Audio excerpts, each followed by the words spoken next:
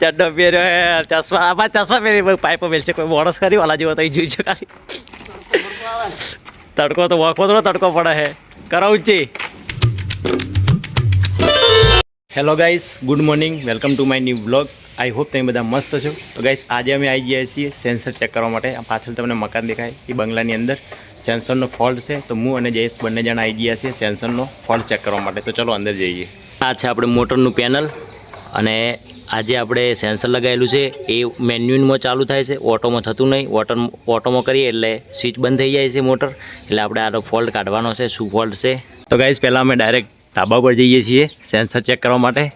Guys sensor બહાર નીકળે છે પણ ખાર તો જો જોવાનો જ નહીં, કમ્પ્લીટ લાગે નહીં લાગતા.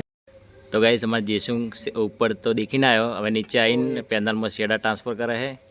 ગાઈસ આ ભાઈ જેવું કોઈ માણસ હોય મને આડો ઊભો રાખ્યો અને હું એને સોયડો કરીને ઊભો પાડો. તમે આ દેખાય ને જે પડછાયો મારો છે બ્લેક. ભાઈને ગરમી વધારે લાગે છે, કાળો પડી જાય એટલે મારા ભાઈ. તો ગાઈસ આપણે ફોલ્ટ ચેક કરી નાખ્યો, કમ્પ્લીટ ચાલુ થઈ ગયું મોટર અને પેનલ પણ કમ્પ્લીટ ચાલુ થઈ ગયું. અને હવે જઈએ આપણે બીજી સાઈડ ઉપર.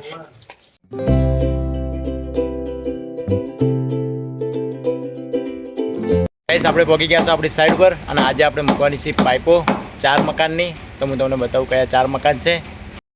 તો ગાઈસ આ છે 4 મકાન, એની આપણે પાઇપ મૂકવાની છે.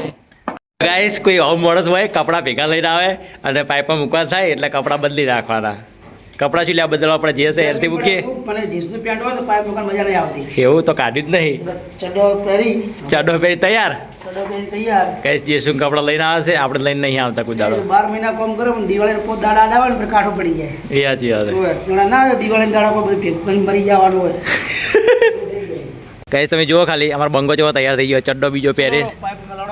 હે પાઇપો ચડાવે પેલા ઉપર. ગાય ચડ્ડો પહેર્યો હે, ચશ્મા આમાં ચશ્મા પહેરી પાઇપો મેલશે કોઈ માણસ ખરી વાલા જેવો તો જોઈ છે ખાલી. તડકો તો વખો તડકો પડે હે. કરાવું છે. હા તો એક પાઇપો ચડાવી દઈએ ટાબા ઉપર. એટલે એકલે કપે કરી. ઓહ તારી શું વાત છે. પડાયેલા ચોકલેટ છીન જોજે પાવ. ચોથી ચડાવશે એ ખાડા છે ઉભી રાખવાથી ઊંચી કરો, હું ઉપર જવું.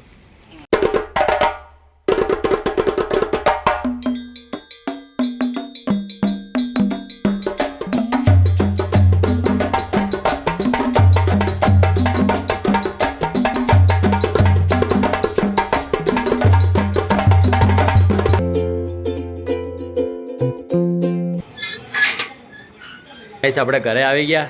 આના બાજુ અમારે ટીવીમાં ફૂમતાજી ચાલુ છે અને મમ્મી જમવાનું જ બનાવવાનું ચાલુ છે. મમ્મી બહાર ગઈએ. તો ગાઈસ આપણે બપોરે પાઇપ ફૂટતા હતા અને પાઇપ ફૂટતા મારે ઇમરજન્સી કામ આવ્યું એટલા માટે હું ત્યાંથી નીકળી ગયો બપોર પછી. અને ત્યાં આગળ આપણને થોડો ઘણો બ્લોગ બનાવવા મળ્યો નહીં. તો મારે ઇમરજન્સી કામ હતું એટલે હું ફટાફટ ઘરે આવી ગયો. અને હવે હું ઘરે આવ્યો સાંજે 7:30 વાગે જેવો. તો આઈ હોપ તમને આજનો બ્લોગ પસંદ આવ્યો છે. પસંદ આવ્યો તો લાઈક કરજો, ચેનલ પર આ તો સબસ્ક્રાઈબ કરી દેજો. મળીશું કાલે એક નવા બ્લોગ સાથે. તબ તક બાય, ટાટા.